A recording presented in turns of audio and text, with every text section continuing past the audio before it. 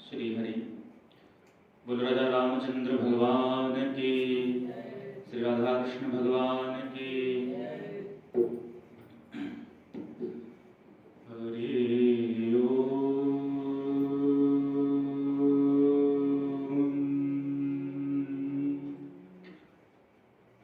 आइए हनुमंत विराजिए, कथा कहूँ मति अनुसार। प्रेम सहित गादी धरूं, पधारिय पवन कुमार। श्री गणेशाय नमः, श्री सरस्वत्यै नमः, श्री गुरु चरण कमलभ्यो नमः।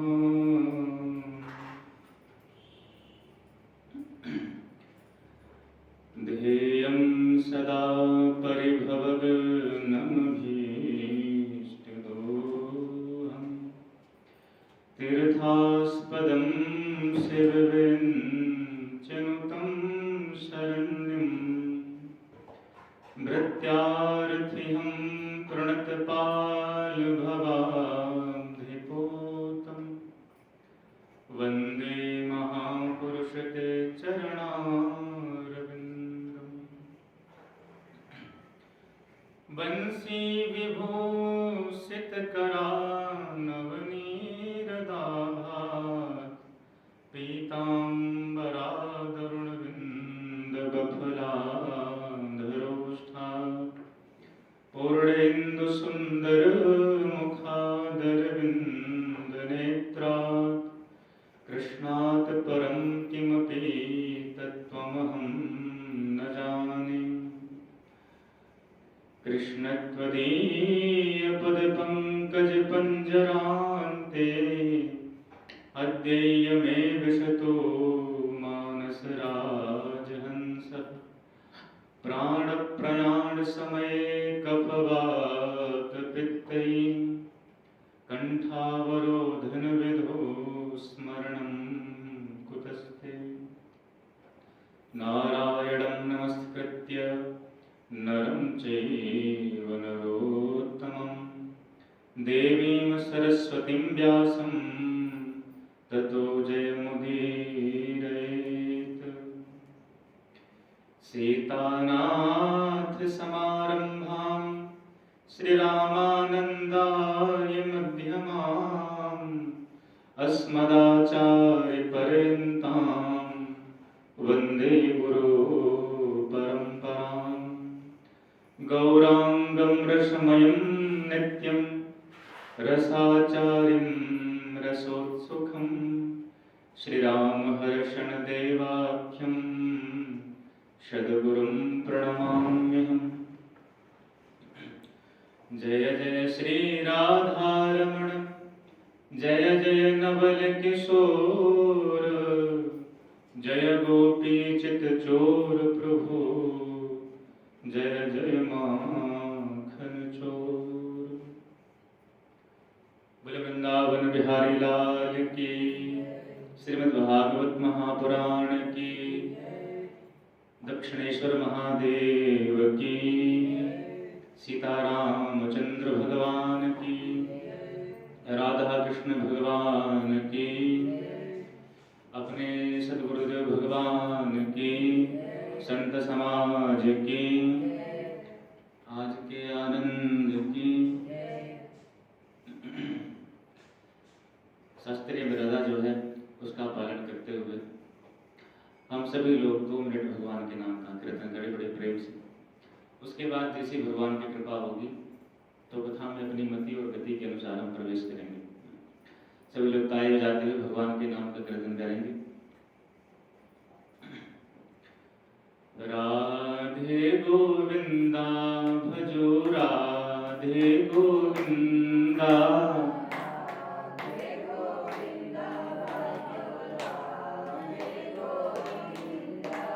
नटवर नागर नंदा भजो राधे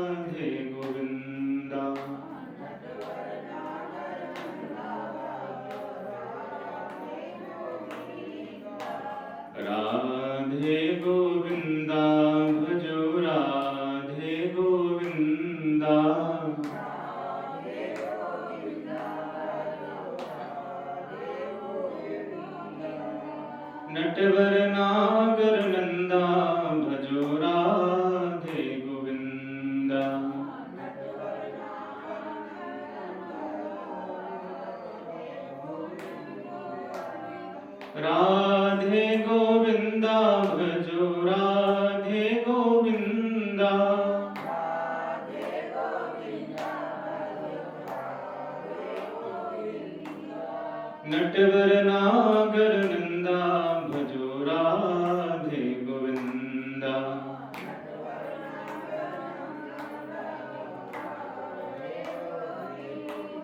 बोले राधा कृष्ण भगवान की जय।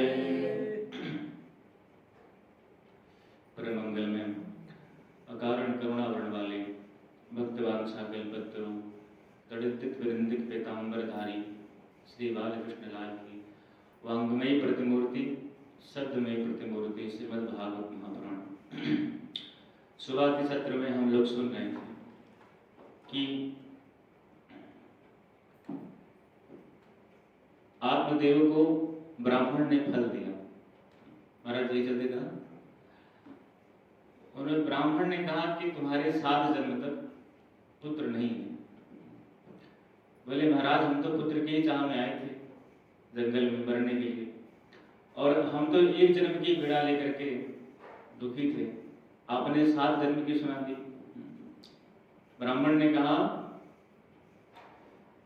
कि आपके 7 जन्म तक पुत्र नहीं है।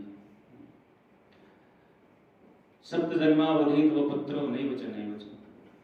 हमने आपके मस्तिष्क की रेखा देख के पढ़ लिया है कि आपके एक जन्म की बात छोड़ दीजिए, 7 जन्मों तक आपके विधाता ने पुत्र लिखा ही नहीं। आत्मदेव रोने लगे, बोले महाराज आपकी इतनी सामर्थ्य है कि आप विधाता की लेखनी पढ़ सकते हैं।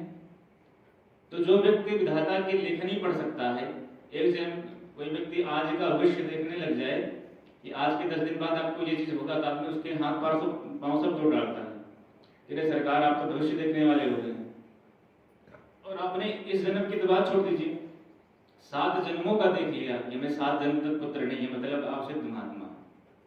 तो जो व्यक्ति विधाता की लेखनी पढ़ सकता है वह विधाता की लेखनी काटने के लिए भी सामर्थ्य रखता है। क्योंकि संतों का, जो सच्चे संत होते हैं, भगवान भी कहते हैं कि मोते अधिक संत कर लेखा।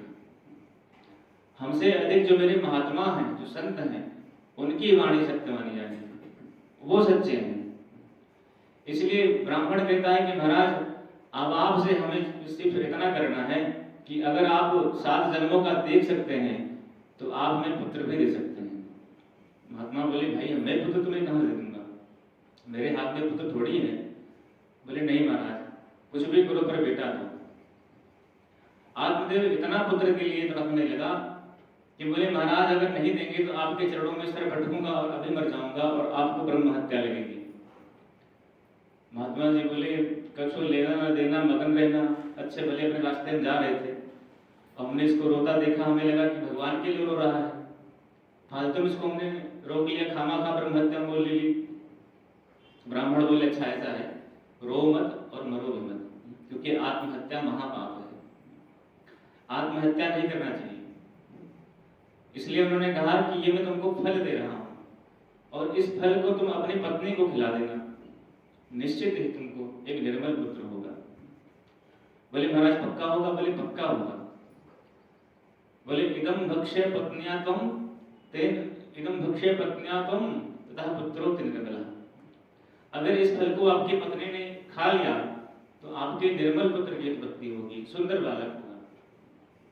ब्राह्मण बोले भाई ठीक है। आत्मदेव घर पे आए फल लेकर के।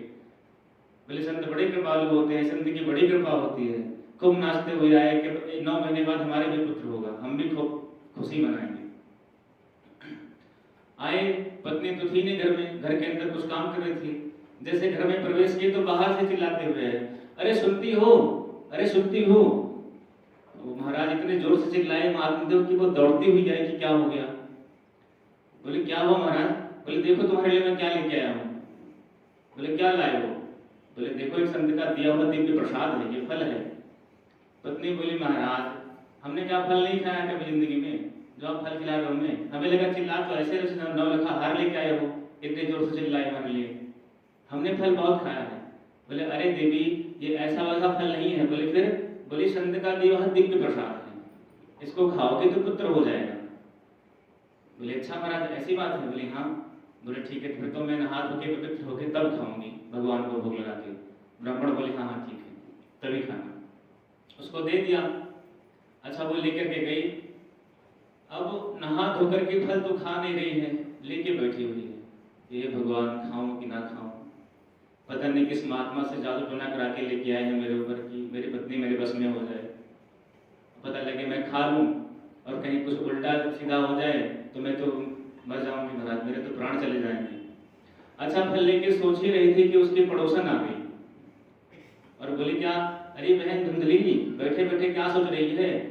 तो कहती अरे बहन तू खूब आई, आ बैठ। बोली बता।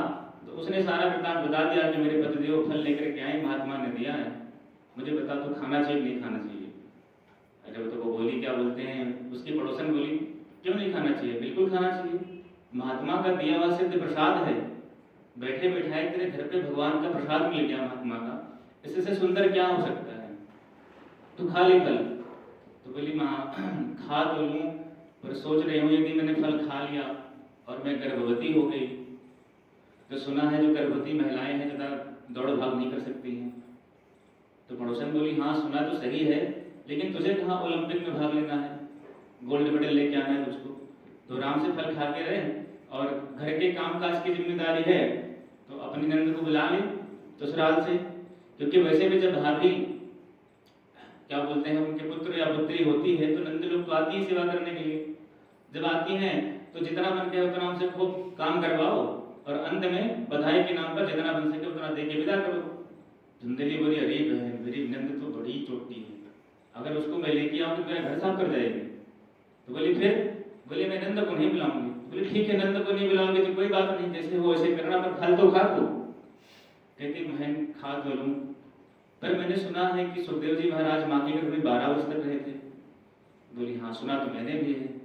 तो कहती है कि बहन यदि ये बालक 12 वर्ष ना सही 2-4 साल भी रह गया तो हमें मरणम भवेत, मैं तो मर जाऊंगी, मेरा तो रहना जिंदगी दुभर हो जाएगी। बोली फिर? बोली कि मैं तो फल नहीं खाऊंगी। तो जो पड़ोसन थी समझा के हार गई, पर धुंधली ने फल नहीं खाया। पड़ोसन बोले जो तेरी इच्छा है सो कर, अब मैं जा रही हूँ। वो चली गई। पंडित जी आए शाम को, उनसे कहा कि उन्होंने पूछा कि फल खा लिया? तो बोली हाँ महाराज हमने फल खा लिया। पंडित जी बेचारे सीधे साधे निर्वाह कर रहे थे, उन्होंने लगा कि शायद खा लिया हो। अच्छा उसके अगले दिन उसकी छोटी बहन आ गई घर पे, धुंधली की। उसने पूछा क्या बोलते हैं कि बहन क्या बात है, तो सारा वृत्तांत अपनी छोटी बहन को सुना दिया। छोटी बहन चाहती थी इसके कोई ना हो, क्योंकि उसके यहाँ बालक बहुत थे छोटी बहन के यहाँ, वो थी गरीब और वो चाहती थी अगर इसके कोई नहीं होगा तो इसको मैं अपना बालक दे दूंगी और जितना इसका धन होगा वो सब मैं ले लूंगी। इसलिए छोटी बहन ने कहा कि अरे ये बाबा लोग फालतू बेवकूफ बनाते हैं, भला फल खाने से बेटा बेटी होते हैं, ये सब बेवकूफ बनाते हैं। और कोई इस फल का परीक्षण करना हो, परीक्षा लेनी हो तो अपनी गाय को खिला, इतने साल से बंधी हुई पड़ी हुई है, एक बछड़ा आज तक नहीं हुआ उसके, तो अगर फल सच्चा होगा तो गाय के बच्चा होगा, इसलिए तो अपने गाय को खिला दे। और बोली मेरी समस्या, बोले तेरी समस्या तो मेरे ऊपर छोड़ दे, मेरे बालक होने वाला है और मेरा जो पुत्र होगा वो मैं जाके तुमको दे दूंगी और तुम कुछ हमको पैसा दे देना, तो दोनों को काम बन जाएगा। धुंधली बोली वाह बहन, बहन वो तो तेरे जैसी, सारी समस्या सॉल्व कर दी तूने मेरी। और उसने क्या बोलते हैं वही किया, फल खिला दिया गाय को, और जो उसकी बहन के जब कालांतर में पुत्र हुआ उसने ला करके अपनी छोटी बहन धुंधली को दे दी। और क्या बोलते हैं जब दे दिया तो महात्मा जी से बोली कि महाराज हमारे पुत्र हुआ है, देखिए बड़ा सुंदर पुत्र हुआ है। और महात्मा जी बड़े खुश हुए कि वाह वाह भैया हमारे आज पुत्र हो गया। पूरे शहर में, पूरे गांव में, नगर में मिठाइयाँ बांट रहे हैं पंडित जी कि हमारे पुत्र हो गया, हमारे पुत्र हो गया। और सौभाग्य की बात देखिए, भगवान की ऐसी कृपा कि 3 महीने के बाद जिस गाय को फल खिलाया था उसी गाय के सर्वांग सुंदरम दिव्यम, समस्त दिव्य एक पुत्र गाय के भी हो गया। सर्वांग सुंदरम दिव्यम निर्मलम कनक प्रभु, एक गाय जो गौ माता को फल खिलाया था उन गौ माता के भी एक बालक हो गया। और वो बालक कैसा हुआ? बोले कान तो उस बालक के गाय के समान है लेकिन पूरा शरीर मनुष्य के समान, ऐसा दिव्य बालक उत्पन्न हुआ। सब लोग कहने लगे गांव के कि वाह भैया हमारे पंडित जी के भाग्य उदय हो गए। कहा तो एक पुत्र की पंडित जी तरस रहे थे और यहाँ भगवान ने ऐसी कृपा की कि गौ माता ने भी पुत्र को जन्म दे दिया। मतलब पंडित जी के तो हुआ ही और गौ माता के भी पुत्र हो गया। तो उन्होंने कहा कि पंडित जी के तो भाग्योदय हो गए। पंडित जी महाराज ने बहुत प्रसन्न हुए, खूब बधाई बधाई बांटी पूरे गांव में। और जब उनका जो है नामकरण करने लगे पंडित जी, तो जो है नामकरण करने लगे तो गाय के बालक का नाम क्या रखा? गोकर्ण, क्योंकि गाय के कान के समान उनके कान थे, इसलिए उनका नाम रखा गोकर्ण। और जब अपने पुत्र का नाम रखने लगे, धुंधली के पुत्र का जो पुत्र हुआ था, तो धुंधली खड़ी होगी, सुनो जी ऐसा है 9 महीने मैंने रखा है पेट में, सबका नाम आप रखेंगे तो हमें किसका रखूंगी? तो ब्राह्मण बोले ऐसी बात है तो तू ही रख ले, क्या नाम रखेगी बता? तो बोली सुनिए मेरा नाम है धुंधली, तो मेरे बेटे का नाम धुंधकारी होगा। बोले ठीक है भाई धुंधकारी ही रख लो, कोई बात नहीं। देखिए नाम कभी भी रखिए बच्चे का, चाहे नाती हो चाहे पोता हो चाहे अपना बेटा,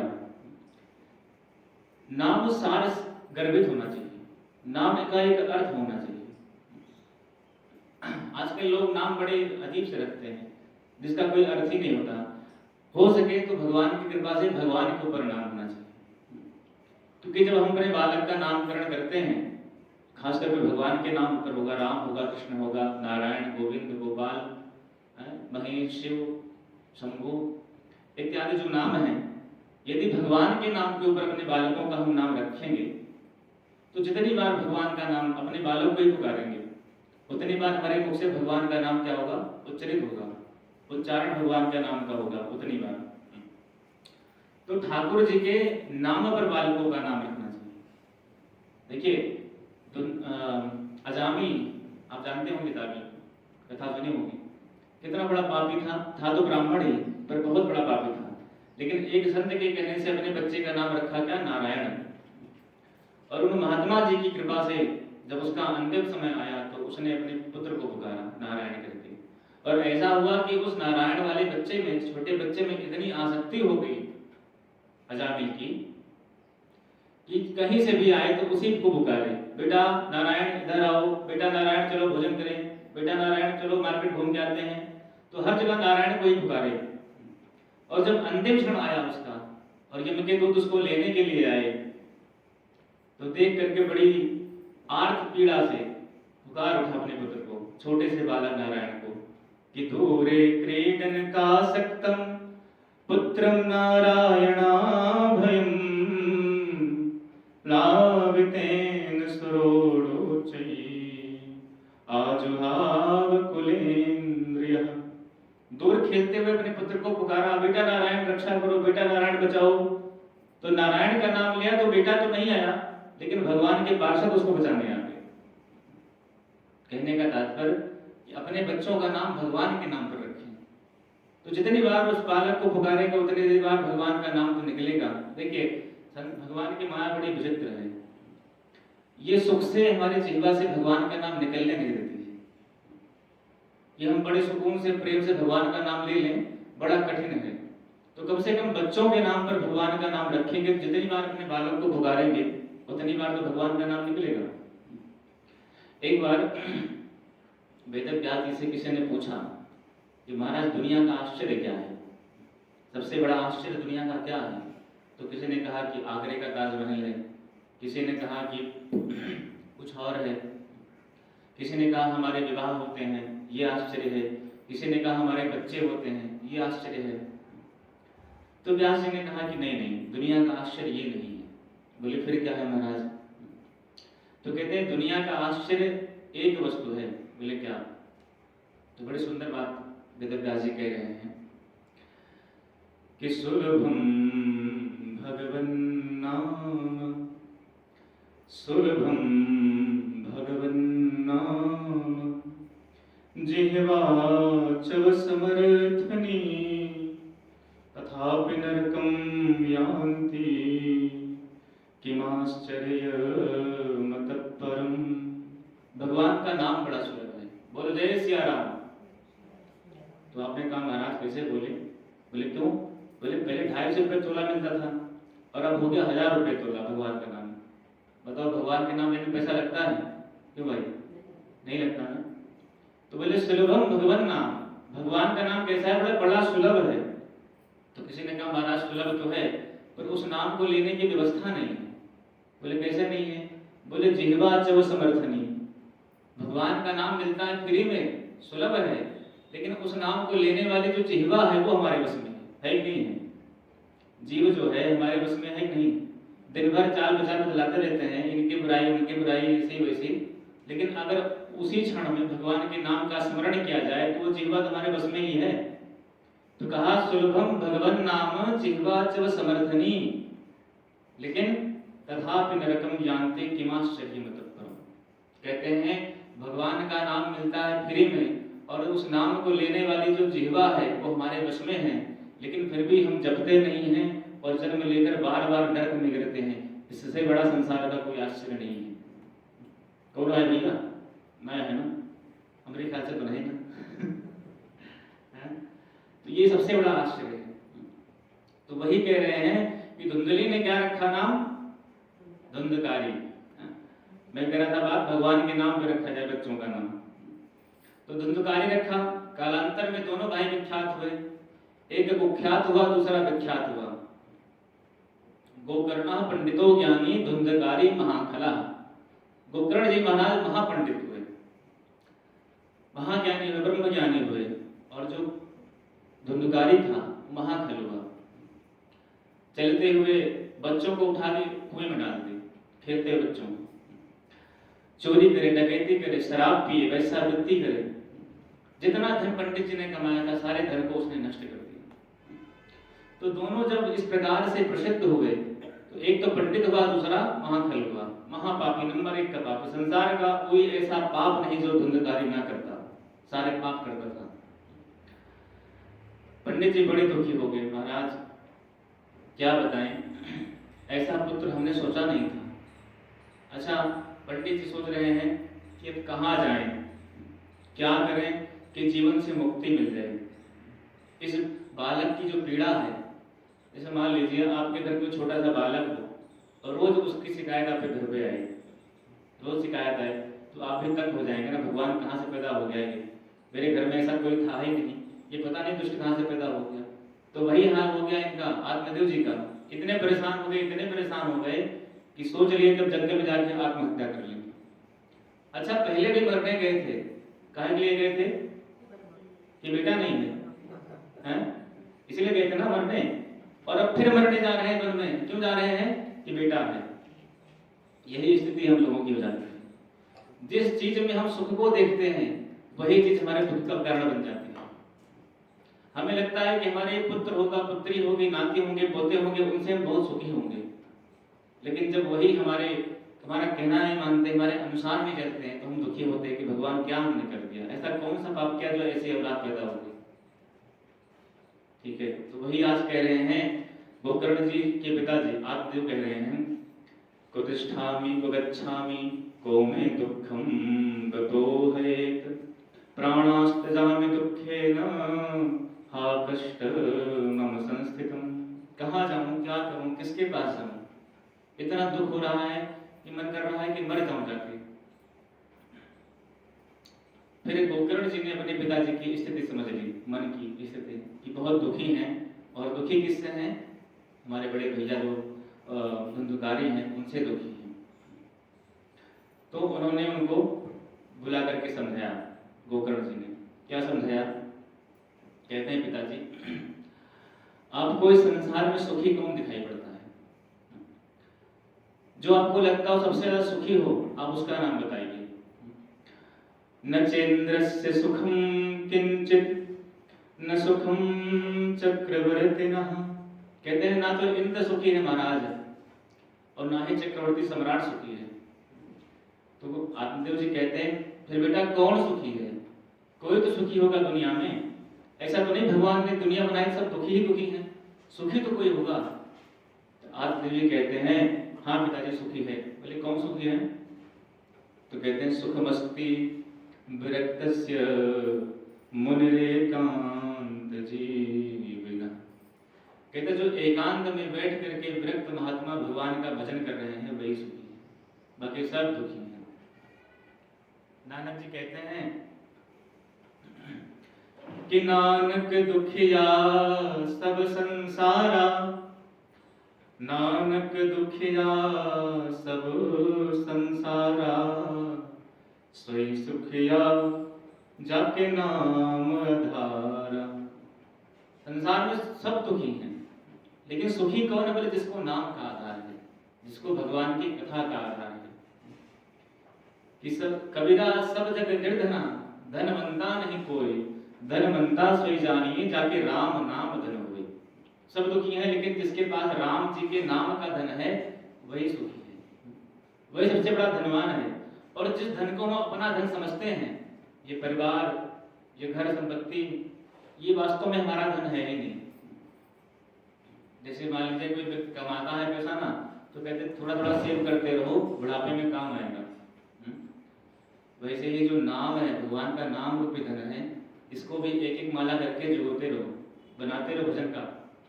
ये यहाँ तो भले काम ना आए, लेकिन जब अंतिम यात्रा आपकी होगी तो भगवान की वहाँ काम आएगी। यहाँ भले ना आए, लेकिन ठाकुर जी के चरणों में जब जाएंगे तो वहाँ काम आएगा।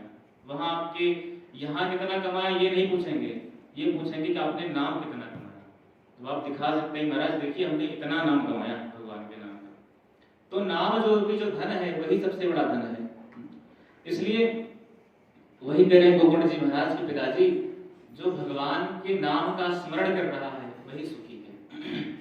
और बड़े सुंदर शब्दों में 2 श्लोकों में इसको गोकर्ण गीता कहते हैं। भागवत में 2 श्लोकों में बड़ी सुंदर व्याख्या करते हुए समझाते हैं अपने पिताजी को गोकर्ण जी महाराज। क्या कह रहे हैं कि देहिंस्थिमांस रुधिरे विमतिं त्यजत्वं, जाया सुतादिषु सदा ममतां विमुञ्च, पश्चान्निशं जगदिदं क्षणभङ्गुनिष्ठं, वैराग्यरागरसिको भवभक्तिनिष्ठः, धर्मं भजस्व सततं त्यज लोकधर्मान्,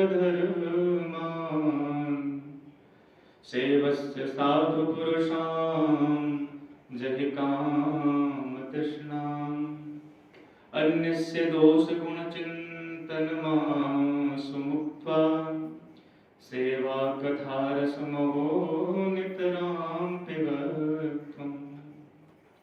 बड़ी सुंदर बात कह रहे हैं गोकर्ण जी महाराज कि हे पिताजी सुनिए आप। बोले संसार में हम 2 रस्तियों से बंधे हुए हैं। बोले किससे? बोले एक है अहमता और दूसरी है ममता।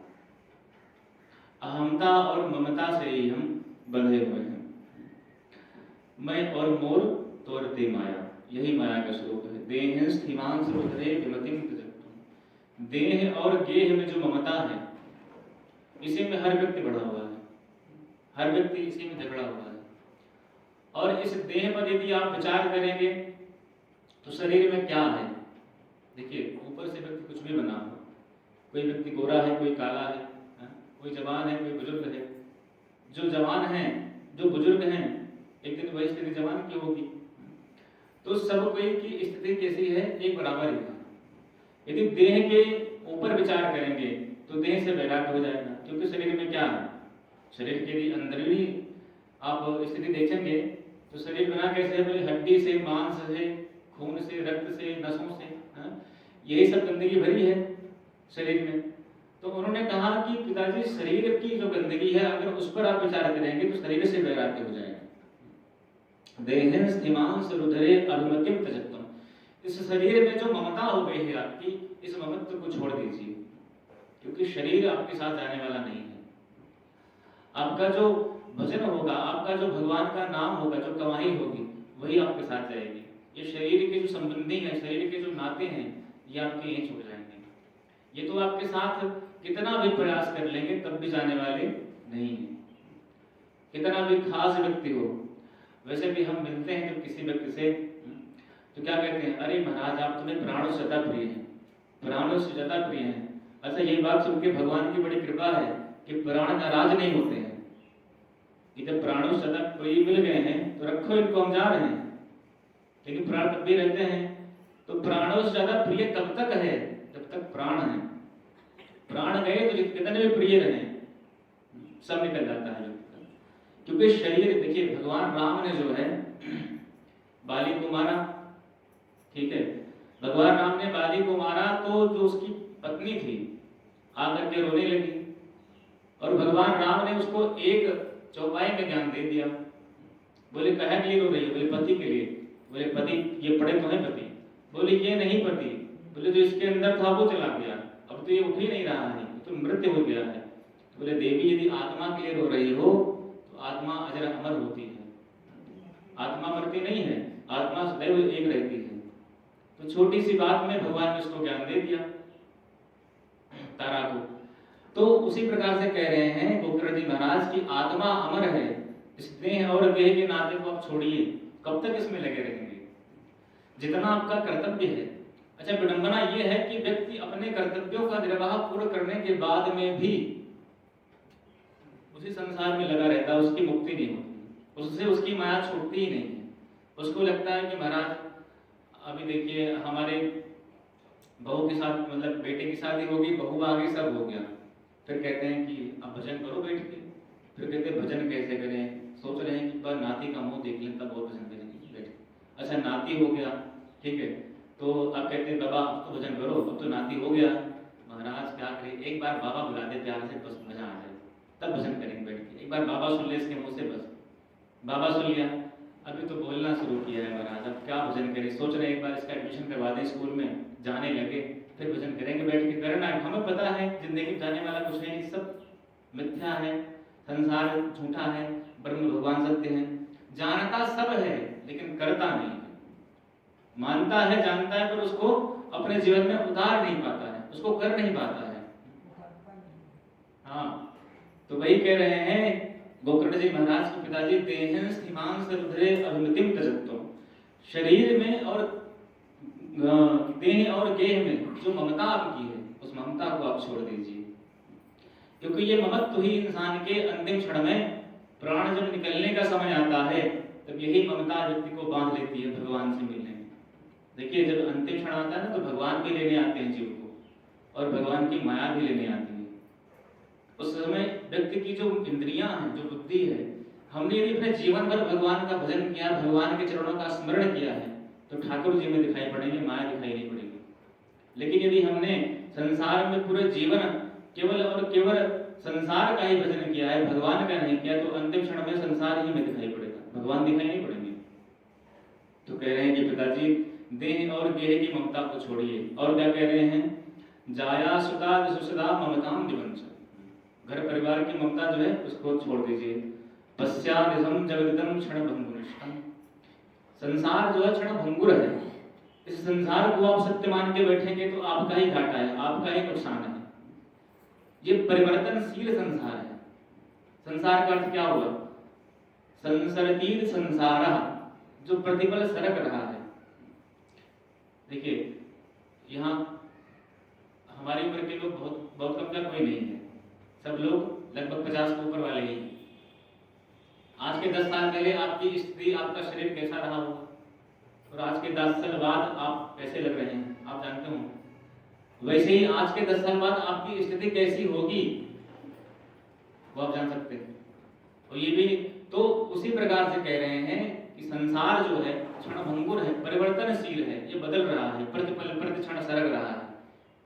और व्यक्ति की विडंबना क्या है, चाहता है कि जैसी दुनिया हम चाहते हैं वैसी बनी रहे, और वैसी हो नहीं पाती, इसलिए उसको दुखी होना पड़ता है। कि हम चाह रहे थे कि हमारे बाल सफेद ना हो, काले बने रहे। अच्छा सफेद हो गए तो व्यक्ति डाई करता है, लेकिन वो भी ऊपर से ही रहता है, कब तक रहेगा काला? कुछ दिन बाद फिर सफेद हो गया, फिर डाई करता है। तो प्रकृति के साथ में जो भगवान ने दिया है, प्रकृति के साथ ही बदलता है। हम ऊपर से कितना भी दिखावटीपना करें, पर जो अंदर से है वो तो झलक के आ ही जाएगा सामने। तो संसार को गोकर्ण जी कहते हैं, पिताजी संसार को पकड़ना छोड़ दीजिए, संसार को क्या पकड़ नहीं पाएंगे। संसार नित्य परिवर्तनशील है, और इस संसार में, इस दुनिया में जो कुछ है सब अपने विनाश की ओर बढ़ रहा है। देखिए जैसे माताएं हैं, जब भोजन बनाती है अपने घर में तो सब लोग क्या इकट्ठे खा लेते हो? रुक रुक के खाते हैं ना, इकट्ठे खाते नहीं है, धीरे धीरे खाते हैं। वैसे ही हमारी उम्र जो है, हमारी जो आयु है, उसको काल भगवान धीरे धीरे खाते हैं। एक एक दिन, एक एक सेकंड, एक एक पल, एक एक घंटा, एक एक महीना, एक एक साल, ऐसे धीरे धीरे करके हमारी आयु को खा रहे हैं। और जिस दिन हमारी आयु पूर्ण, उस दिन इकट्ठे चट कर जाएंगे, इकट्ठे खत्म कर देंगे। तो संसार जो है वो सरक रहा है, हम स्थिर नहीं है यहाँ पे। और क्या कह रहे हैं, वैराग्य राग रस को भव भक्ति निष्ठा। हम लोगों ने संसार का संग करके देख लिया कि संसार से क्या मिला। संसार का हमने संग किया, घर में, परिवार में, शादी विवाह किए, नाती पोते हुए, पूरा घर खानदान बना हुआ है हमारा, उसका संग करके हमने खूब देखा, खूब आनंद लिया गृहस्थी का। अब थोड़ा वैराग्य का भी रस देखिए कि वैराग्य कैसा होता है। जैसे इस जीवन में, इस पृथ्वी लोक पर हम सब अभिनय करने आए हैं। क्या करने आए हैं? अभिनय।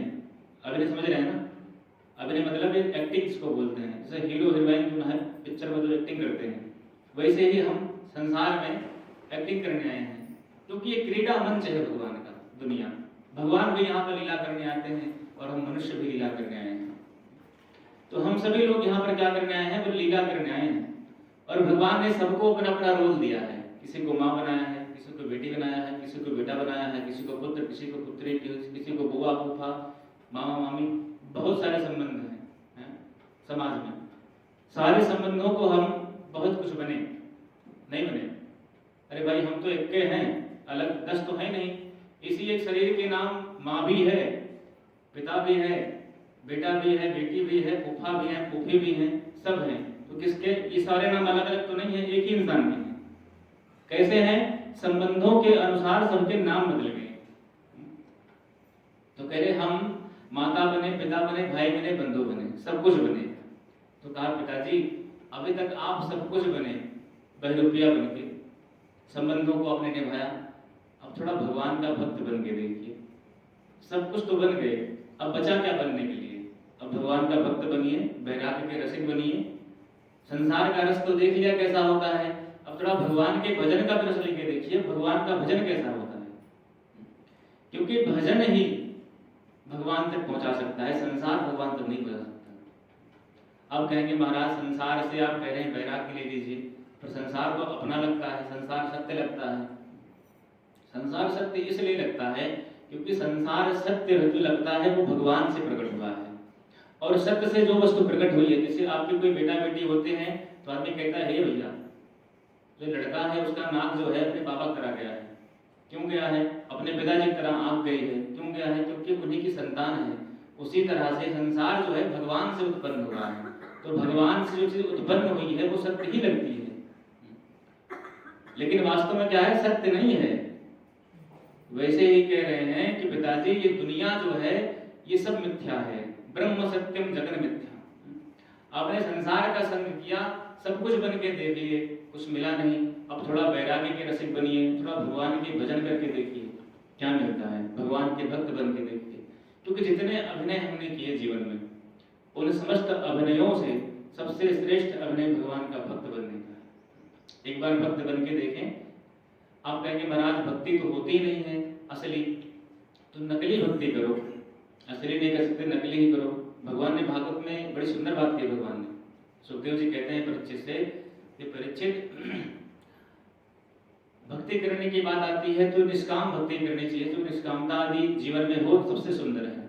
यदि निष्कामता नहीं आती है तो आप सकाम भक्ति ही कीजिए, क्योंकि जिसके प्रति हम सकामता दिखा रहे हैं, जिस भगवान के, जिस राम कृष्ण के प्रति हम सकाम भक्ति कर रहे हैं, वो भगवान स्वयं तो निष्कामी है।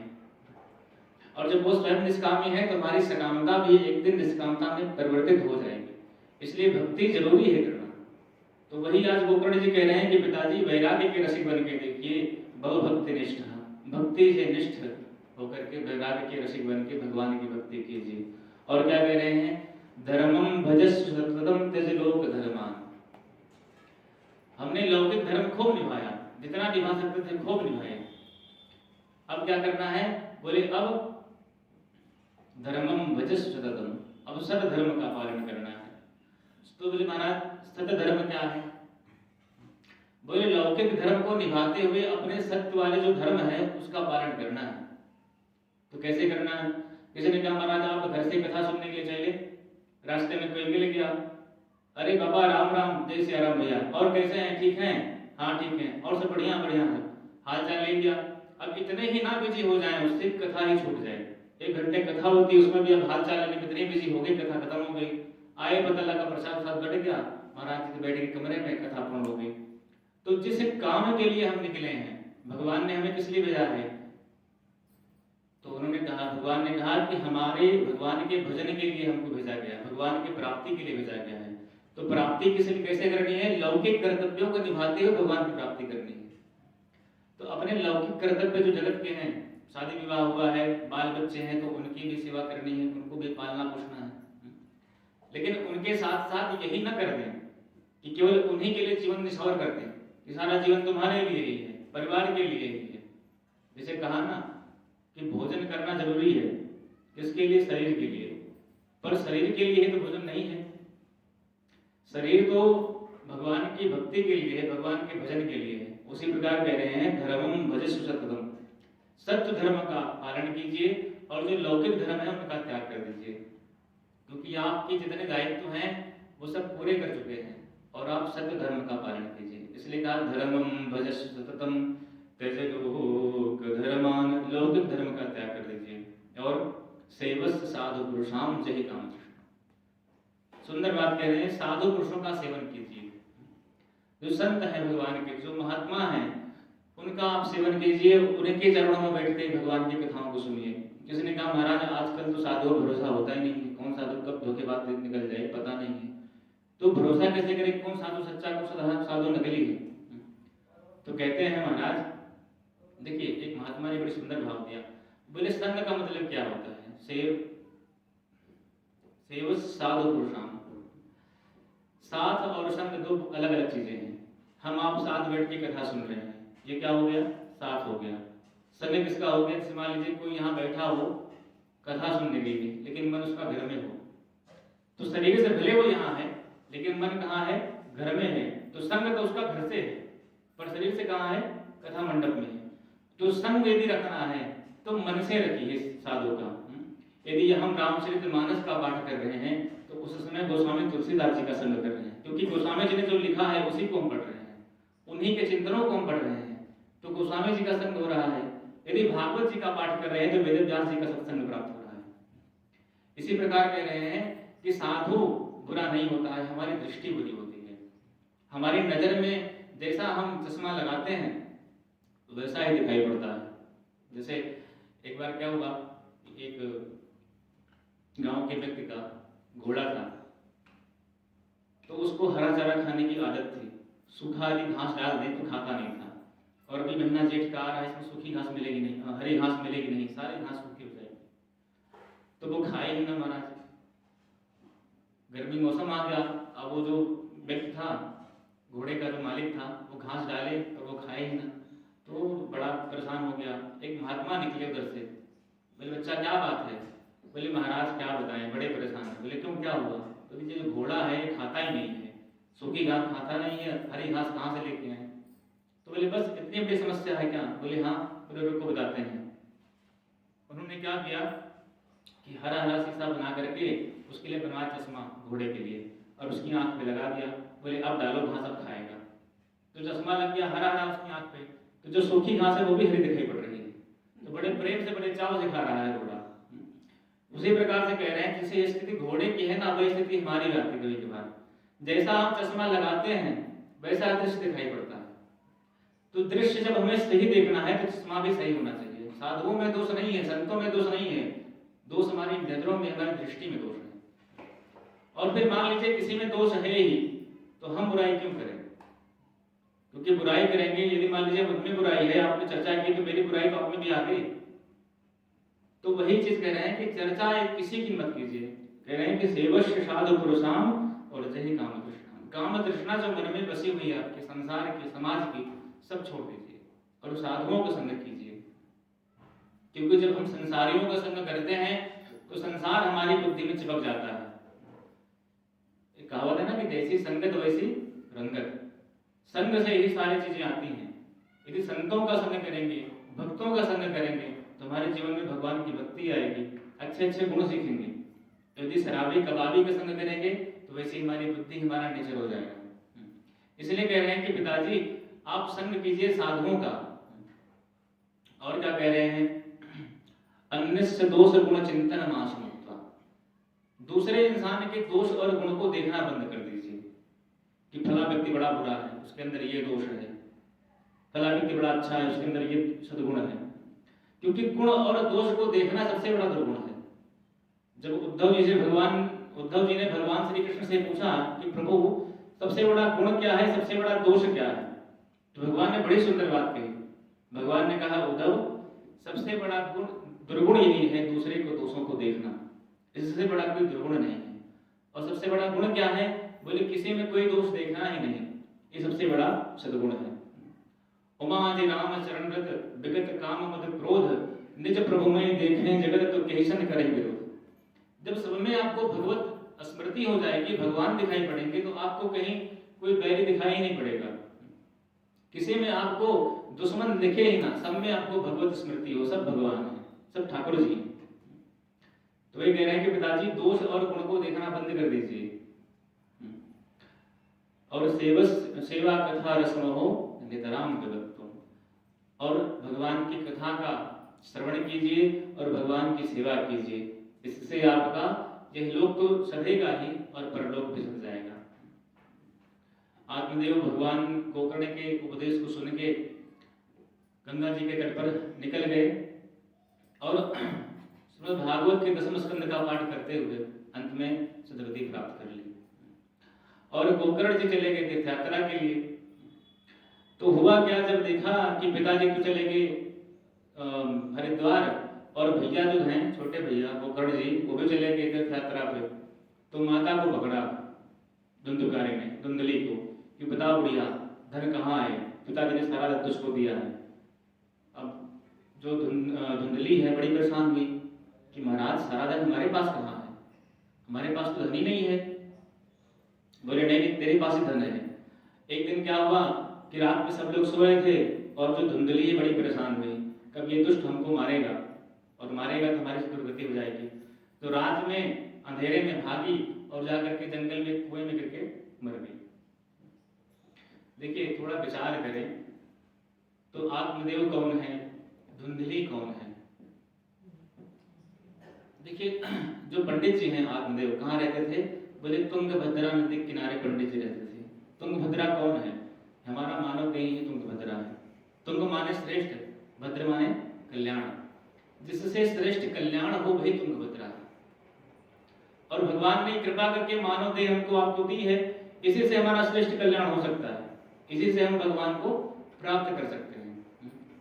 और धुंधली कौन है, बोले इसी तुंगभद्रा में आत्मदेव नामक ब्राह्मण जो आत्मा है, ये आत्मा इसी में रह रही है। और धुंधली कौन है, बोली हमारी जो बुद्धि ये धुंधली है, यही हमारी पत्नी है, क्योंकि इसको हमेशा धुंधला दिखाई पड़ता है, संदेह में हमेशा रहती है। जब देखो तब संदेहात्मक बुद्धि बनी रहती है। किसी भी व्यक्ति के ऊपर देखेंगे, किसी को देखेंगे तो संदेह होता पहले, विश्वास तो होता ही नहीं है, संदेह पहले हो जाएगा। और हम लोग भी जैसे आत्मदेव को ब्राह्मण ने फल दिया कि अपनी पत्नी को खिला देना तो सुंदर पुत्र होगा, हम लोग भी संतों के पास जाते हैं, सुंदर सुंदर कथा सुनते हैं। महात्मा लोग कहते हैं ज्ञान का जो फल लिए हो घर ले जाकर के बुद्धि को खिला देना तो सही हो जाएगा, कल्याण हो जाएगा। तो जो बात कथा में हम खूब सर हिला हिला के पूछते, महाराज जी बड़ा सुंदर कह रहे हैं, बहुत सही कह रहे हैं, बहुत बढ़िया बात कह रहे हैं, घर जाते ही ये बुद्धि जो है हमारी वो चलाती कैसी। महाराज कह रहे थे कि सत्य बोलो सत्य तोलो। तो महाराज जब तक धंधे में मिलावट ना हो, जब सत्य बोल के सब करेंगे तो नफा कहाँ से होगा, घर चलाना मुश्किल हो जाएगा। तो जो बात कथा में हमको अच्छी लग रही थी, हमारी धुंधली नामक जो बुद्धि है उसने सारी बात को काट दिया कि महात्मा जी तो ऐसे कहते रहते हैं, बाबा लोगों को करना क्या है, वो लोगों का तो काम ही कथा कहना है, लेकिन घर तो हमें चलाना है। तो हम जब तक 2 नंबर का काम नहीं करेंगे तब घर कहाँ चलेगा। तो जो बात कथा में सुंदर लग रही थी, सुनने में अच्छी लग रही थी, वही बात सब बुद्धि घर जाकर के काट देती है। और ब्राह्मण को फल दिया तो कहा महाराज खिला देना। महात्मा ने फल दिया तो कहा खिला देना, बोले हाँ खिला देंगे। तो जब आत्मदेव आए तो अपनी पत्नी को खिलाया नहीं, बोली खा लेना। तो वैसे ही जब हम घर पे ज्ञान का फल पाते हैं तो ब्राह्मण लोग कहते हैं, महात्मा लोग कहते हैं कि ये जो ज्ञान मिला है आपको, इसको बुद्धि में बिठा लेना, कल्याण हो जाएगा। लेकिन हम नहीं करते हैं ऐसा। और देखिए कल्याण यदि आत्मदेव का हुआ तो भक्त संत के दिए हुए प्रसाद के द्वारा ही हुआ। गोकर्ण कौन है? गोकर्ण जी महाराज संत के दिए हुए प्रसाद का ही तो फल है। संत ने जो प्रसाद दिया था, गोकर्ण जी विवेक है। और जब विवेक जागृत होता है, सत्संग आप सुनिए, खूब जीवन में सुनिए। ये सत्संग ही किसी ना किसी दिन आपके जीवन में जब बहुत गाढ़ समय आएगा, तब ये सत्संग ही आपके जीवन को बाहर निकालने का एक मूल साधन बन जाता है। इसलिए भगवान की कथा लोग कहते हैं कि टाइम पास है कथा, पर टाइम पास नहीं भैया, जीवन को पास कर देगी आपकी कथा। टाइम पास कथा नहीं है। 1 घंटा महात्मा बोलते हैं तो कोई फोकट नहीं बोलते हैं, शास्त्र की बात बोलते हैं, आपके कल्याण के लिए बोलते हैं। श्रवण करने के लिए आइए, सुनिए प्रेम से, तो कल्याण आपका भी होगा। हम तो कह रहे हैं भगवान कृपा करेंगे तो हमारा भी हो जाएगा। इसलिए जो है ठाकुर जी की जो कृपा है तो फल जो है भगवान का, तो गोकर्ण जो है वो उसी फल का प्रताप था, उसी फल का ही स्वरूप था गोकर्ण। और आत्मदेव ने सत्संग किया तो संभल गए और अंशोगत्वा की मुक्ति हो गई। लेकिन धुंधली ने सत्संग नहीं किया, इसलिए उसकी आत्महत्या हो गई। और फिर हुआ क्या, बोले गोकर्ण जी महाराज जब चले गए और जब इधर धुंधकारी को पता लगा कि माता भी मर गई, पिताजी चले गए वहां हरिद्वार, और जो गोकर्ण है वो चले गए हैं तीर्थाटन करने के लिए, तो वो स्वच्छंद हो गया। आगे न पीछे कोई रोकने टोकने वाला है नहीं। और स्वच्छंद व्यक्ति जो होता है वो अपने जीवन के लिए, इसलिए संत कहते हैं कि किसी भी हाल में, चाहे पुरुष हो चाहे स्त्री हो, उसको स्वच्छंद नहीं छोड़ना चाहिए। कितना भी विवेकी पुरुष हो, एक ना एक दिन वो अपने मन को, अपनी इंद्रियों को कभी कभी उसको अपने चक्कर में फंसा ही लेते हैं। तो जब धुंधकारी स्वच्छंद हो गया तो 5 वेश्याओं को लेकर के घर पे आया और 5 वेश्याओं के साथ में रहता और लूट पाट के जो कुछ भी लेकर के आता उन्हीं सब में बांटता, प्रेम से रहता। एक दिन उन वेश्याओं ने विचार किया कि रोज धन लेकर के आता है लूट की, और किसी दिन यदि राजा के सैनिकों ने पकड़ लिया इसको तो हम लोग भी मार खाएंगे और ये भी मार खाएंगे, तो जेल जाना पड़ेगा सबको। तो क्या किया, बोले घर में ही गड्ढा खन के और उसको जिंदा ही हाथ में उसका दबा करके, उसके मुंह में लकड़ी बड़ी भर के, उसके बाद गरम गरम कोयला उसके मुंह में भर करके उसको जीते ही उसको गाड़ दिया घर में ही। और जो समाज के लोग थे उनसे कहते कि हमारे स्वामी गए हैं बहुत दूर धन कमाने के लिए, आएंगे तब लेके जाएंगे। और वो मर गया और कुछ दिनों के बाद वो वेश्याएं वहां से फरार हो गई, चली गई, और धुंधकारी जो है वो खत्म हो गया और बड़ा भयंकर प्रेत उसी घर में रहने लगा। देखिए ये 5 वेश्याएं क्या हैं, सब स्पर्श रूप रस और गंध, इन्हीं 5 चीजों में फंस के जीव अपने जीवन को नाश कर लेता है। शब्द, स्पर्श, रूप, रस और गंध, ये 5 वेश्याएं ही जीव को नाश कर देती हैं। यही शब्द, स्पर्श, रूप, रस, गंध व्यक्ति को विनाश कर देता है। तो इन 5 वेश्याओं में फंस करके धुंधकारी का विनाश हो गया। तो आगे की जो कथा है वो हम कल सुनेंगे 8 बजे से, क्योंकि 5 मिनट रह चुका है समय में। और क्या बोलते हैं, कल जो है गोकर्ण जी महाराज कथा सुनाएंगे। अपने जो भाई हैं प्रेत बना हुआ है धुंधकारी, और इसको कथा सुना करके भागवत की मुक्ति प्रदान करेंगे। तो टूटी फूटी वाणी में जो कुछ दास ने सेवा कर पाई हो आप सबके चरणों में, क्योंकि देखिए श्रोता जो होते हैं ना, श्रोता का नाम पहले आता है, वक्ता बाद में, पहले श्रोता है।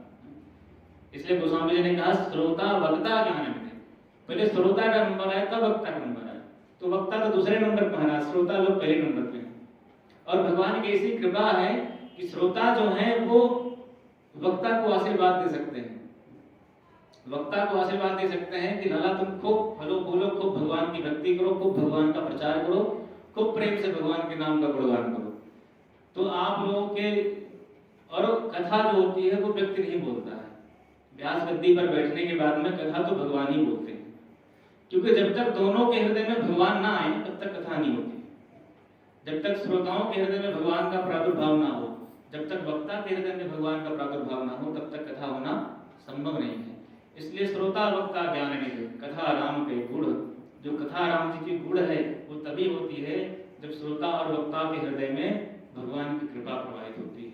इसलिए यही वाणी को विराम, 2 मिनट लें भगवान का नाम प्रेम से, उसके बाद अपने अपने प्रेम से घर जाएंगे। कल मेरा आखिरी दिन है वैसे भी, उसके महाराज जी परसों से आ जाएंगे तो आप लोगों को रामचरितमानस की कथा सुनाएंगे। तो प्रेम से भगवान के नाम का कीर्तन करेंगे। हरे राम राम राम सीता राम राम राम,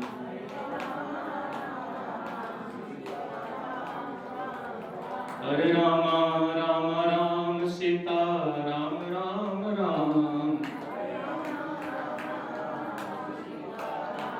हरे राम राम राम सीता राम राम राम,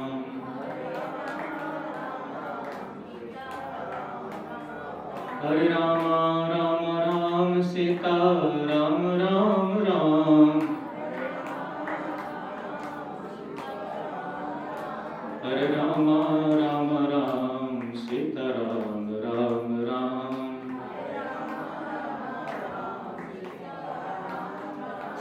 हरे राम राम राम सीता राम राम राम,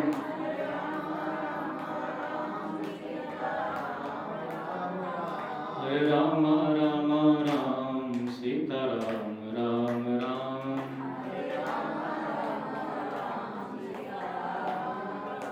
हरे राम राम राम सीता राम राम राम,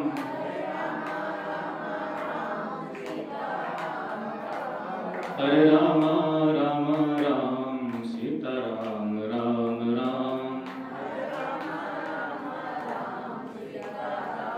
बोलो श्री सीता रामचंद्र भगवान की जय, राधा कृष्ण भगवान की, श्रीमद् भागवत महापुराण की, आज के आनंद की, दक्षिणेश्वर महादेव की, भक्त बलवंत हनुमंत लाल की।